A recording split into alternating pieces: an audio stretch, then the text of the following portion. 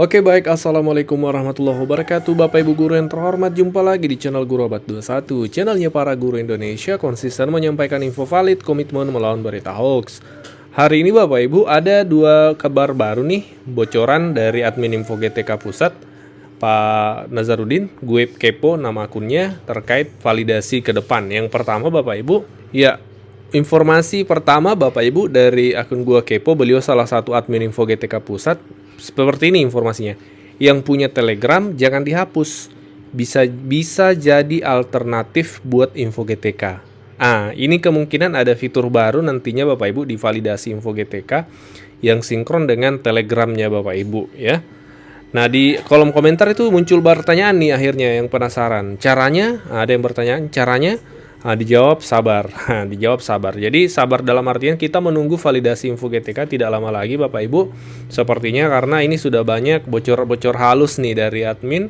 Ini yang sebelumnya diposting juga oleh beliau bahwa persiapan validasi 2025 semester 2 pastikan akun PTK menggunakan email aktif yang bisa dibuka. Email PTK maksudnya ini Bapak Ibu adalah email yang Bapak Ibu gunakan untuk login Info GTK-nya Bapak Ibu ya. Seperti itu dipastikan aktif dan bisa dibuka. Jangan sampai passwordnya Bapak Ibu lupa seperti itu. Nah, ini informasi yang benar Bapak Ibu dari admin Info GTK. Kemudian yang tidak benar adalah informasi yang beredar seperti ini Bapak Ibu. Di grup-grup itu rame menyatakan bahwa ini salah satu postingan penampakan Info GTK terbaru. Padahal Bapak Ibu ini bukan Info GTK terbaru, ini masih Info GTK lama. Ada juga yang menyatakan seperti ini, penampakan Info GTK untuk pencairan triwulan 3, menampilkan screenshot Info GTK. Padahal ini masih Info GTK untuk semester kemarin, untuk triwulan 1 dan triwulan 2. Jadi postingan ini Bapak Ibu hoax, ini tidak ada perubahan, masih di Info GTK kita Bapak Ibu masih sama. Dan perlu Bapak Ibu ketahui bahwa hingga hari Senin, hari ini tanggal 8 September 2025 pukul 11 waktu Indonesia Barat belum ada perubahan di Info GTK. Isu itu yang tampil di Info GTK adalah masih tampilan SKTP triwulan 1 dan triwulan 2. Belum ada penarikan data Bapak Ibu, ini kita masih menunggu.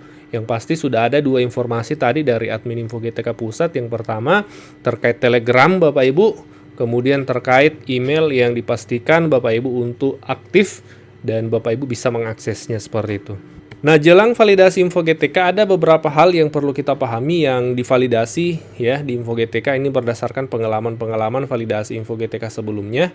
Bapak Ibu ada beberapa poin, ada 8 poin kurang lebih yang akan divalidasi. Apa saja itu Bapak Ibu? Mari kita pahami sama-sama. Yang pertama adalah NUPTK. Ini fatal sekali Bapak Ibu ya kalau NUPTK-nya tidak aktif, terbaca tidak aktif seperti itu.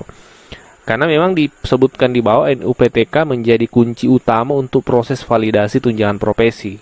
Dia menjadi kunci utama Bapak Ibu. Nah, NUPTK Bapak Ibu harus sama ya, harus sama mulai dari data di arsip NUPTK itu sendiri, kemudian di Dapodik dan di Serdiknya Bapak Ibu. Itu harus sinkron. Mulai dari namanya Bapak Ibu harus sama, kemudian tanggal lahirnya juga harus sama.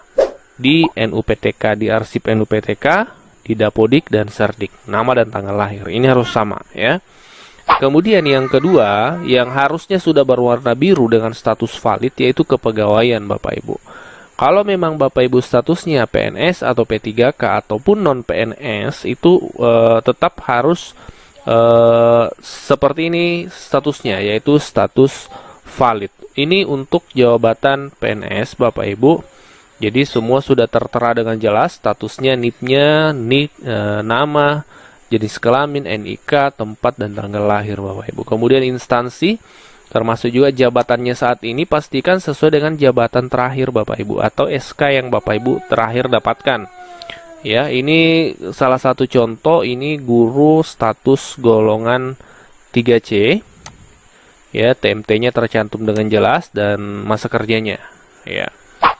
Kemudian yang ketiga adalah data kelulusan sertifikasi harusnya juga sudah berwarna biru, status valid. Terutama memang di data Simtun dan data KSG itu harus sama Bapak Ibu. Mulai dari NRG-nya Bapak Ibu ya. Kemudian sertifikatnya harus sama, linear ya. Di sini contohnya sama-sama bahasa Inggris ya di data Simtun maupun data KSG. Kemudian data-data lainnya, termasuk nama sekolah, kemudian identitasnya Bapak Ibu, ini harus sama ya, disimptun dengan KSG seperti itu. Yang selanjutnya yang keempat adalah beban mengajar. Ini minimal harus valid 24 JP. Itu tetap masih berlaku aturannya Bapak Ibu.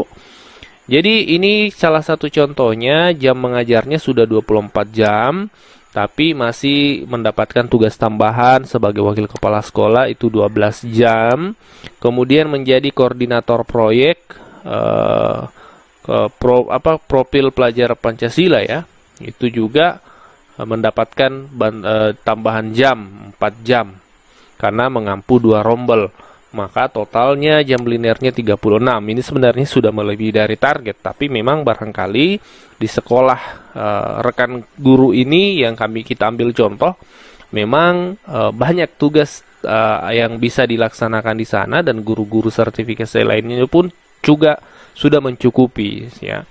Kalau misalnya ada guru yang belum mencukupi, ini bisa saja dioper sebagian, misalnya wakil kepala sekolah diberikan kepada guru yang lain, atau koordinator proyek bisa diberikan. Tapi mungkin karena memang semuanya sudah cukup, jadi tidak apa-apa. Kemudian yang selanjutnya, usia harus juga statusnya sudah valid berwarna biru. Harus sama di Arsip, Dapodik, dan Serdik Bapak Ibu. Kemudian keaktifan. Pastikan Bapak Ibu sudah berwarna biru juga. Keaktifan guru Bapak Ibu sebagai PNS atau P3K harus tercatat aktif di BKN seperti itu. Selanjutnya catatan masalah ya, harusnya juga sudah valid.